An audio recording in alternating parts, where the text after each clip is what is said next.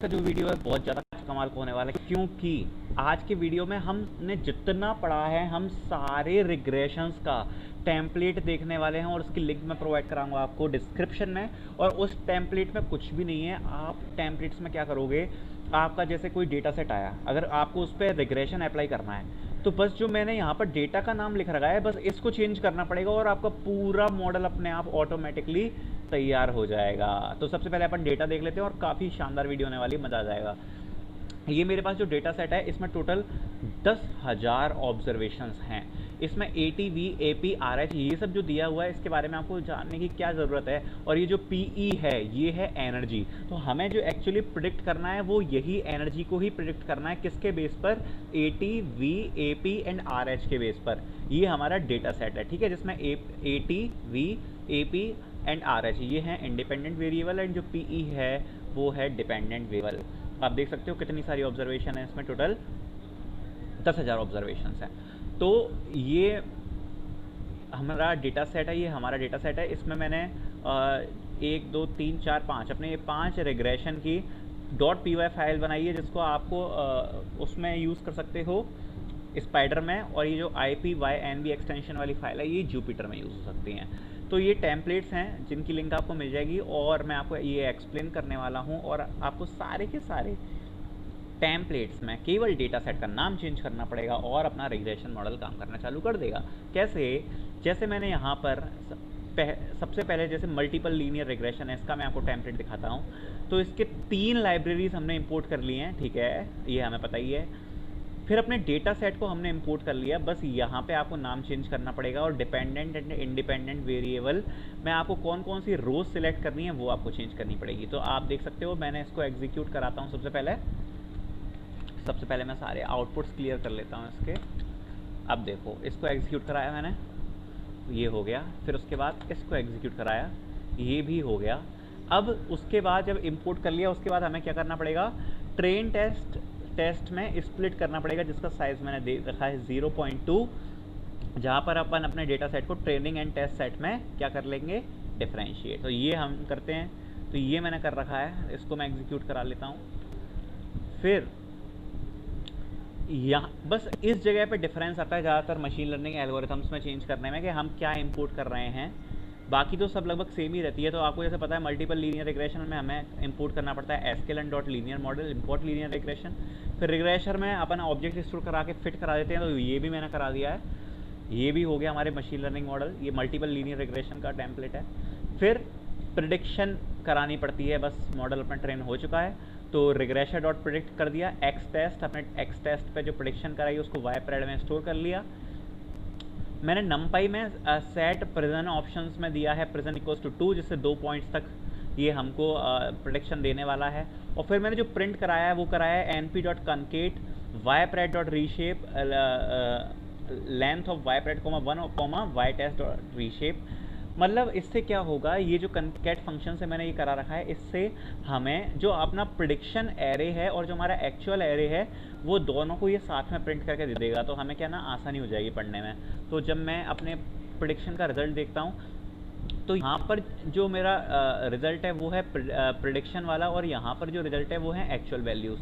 तो आप देख सकते हो फर्स्ट प्रिडिक्शन जो गई है वो गई है 431.43, 431.23, ठीक है। तो ये हो गया। और एवेल्युएटिंग मॉडल परफॉर्मेंस की बात करेंगे हम सबसे लास्ट में। पहले मैं सारे देख लेता हूँ, फिर मैं आपको ये क्लियर करूँगा कि कैसा क्या वर्क कर रहा है ना। तो this is nothing but the template of multiple linear regression. आप देख सकते हो यहाँ पर रिजल्ट आ चुके हैं, ये प्रेडिक्शन वाला रिजल्ट है, ये एक्चुअल रिजल्ट है। तो ये हमारा मल्टीपल लीनियर रिग्रेशन का टेम्पलेट था। अब ये पॉलिनोमियल रिग्रेशन का टेम्पलेट सेम ही है। लाइब्रेरीज इंपोर्ट करी, अपने डेटा सेट का नाम दिया, टेस्ट उसमें टेस्ट एंड ट्रेंड सेट में स्प्लिट किया डेटा को।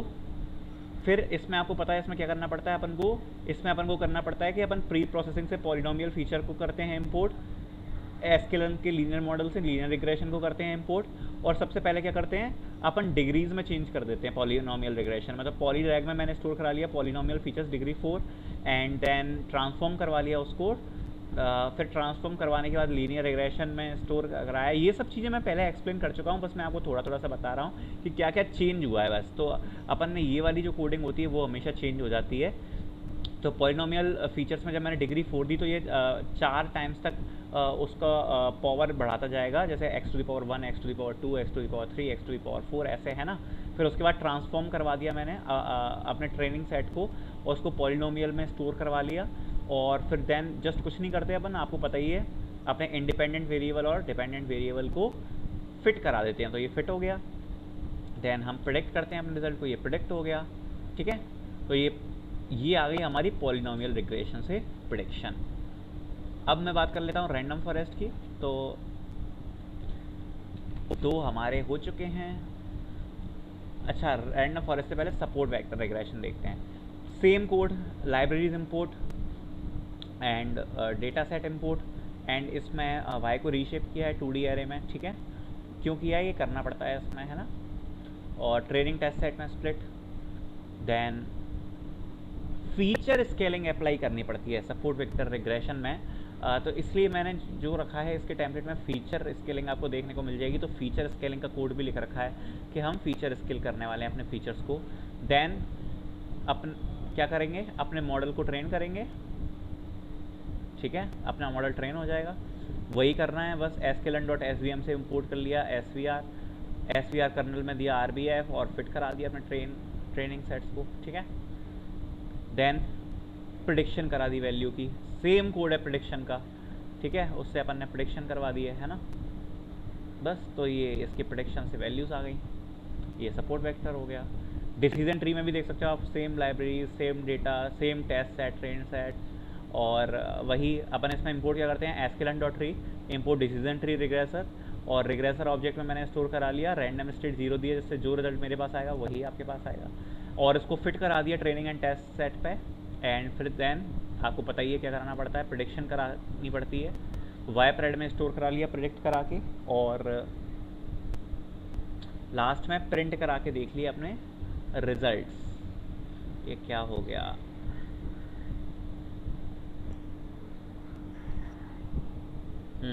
तो लास्ट में अपने रिजल्ट प्रिंट करा के देख लिए, तो ये हमारे प्रेडिक्शन से रिजल्ट आ गए, ठीक है। तो ये आप देख सकते हो, ये हमने करा रखा है, ठीक। और अपना लास्ट बचा रैंडम फॉरेस्ट। तो रैंडम फॉरेस्ट में भी libraries import, data set import, train test set, fit कराना मॉडल को, देन रीशेप करा के प्रिंट कराना, बस। तो अब जो अपन बात करने वाले हैं वो ये बात करने वाले हैं कि कब किसको अपन को यूज़ करना है, कौन सा मॉडल कब अपन को लगाना है। तो अब यार इसमें ऐसा कुछ फिक्स नहीं होता कि कौन सा मॉडल कहाँ पर अच्छा वर्क करेगा। आपको क्या करना पड़ेगा कि मॉडल को अप्लाई करके देखना पड़ेगा, ठीक है। आप एक बार मॉडल को अप्लाई करके देखो कि हाँ यार कोई कौन सा मॉडल कैसा वर्क कर रहा है। दूसरी चीज़, आप अपने डेटा सेट को या तो फिर प्लॉट करा के या फिर मतलब उसका थोड़ा सा विजुअलाइजेशन करके, या तो आप देख सकते हो कि जो अपना डेटा सेट है वो देखने में कैसा है, तो उस हिसाब से आप मॉडल को लगा सकते हो। जैसे कि कुछ डेटा सेट अपन ने देखे, तो उसमें अगर आप देख सकते हो जैसे कर्व शेप में थोड़ा सा आ रहा है, तो फिर अपन उसमें लीनियर रिग्रेशन नहीं लगाएंगे, उसमें पॉलिनोमियल लगा देंगे, है ना।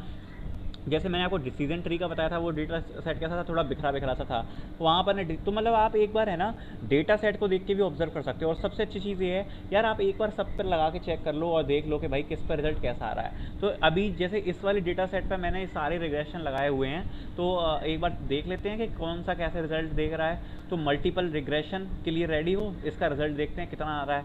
तो जब मैंने मल्टीपल लीनियर रिग्रेशन से प्रेडिक्शन कराई है, तो इस डेटा सेट पे मेरा जो आर स्कोर आ रहा है, आर स्क्वायर का स्कोर आ रहा है, वो आ रहा है 93.2%। 93.2% दे रहा है हमें multiple linear regression for this data set. Polynomial regression से देखते हैं, पॉलिनोमियल रिग्रेशन से आ रहा है 94.5%। तो मतलब ये लीनियर रिग्रेशन से बेटर परफॉर्मेंस कर रहा है polynomial regression for this data set. अब बात करते हैं सपोर्ट वेक्टर रिग्रेशन की। तो सपोर्ट वेक्टर रिग्रेशन जो दे रहा है वो दे रहा है 94.8%। तो मतलब ये जो था वो पॉलिनोमियल रिग्रेशन से भी अच्छा परफॉर्मेंस हमको कर के दे रहा है, वो है सपोर्ट वेक्टर रिग्रेशन। अब बात करते हैं डिसीजन ट्री की। तो डिसीजन ट्री जो दे रहा है हमें, वो दे रहा है 92%। 92% हमें स्कोर दे रहा है। तो डिसीजन ट्री यहाँ पर आई थिंक सबसे ज़्यादा वीक है अभी तक, है ना। मल्टीपल का 93 आया था, हाँ।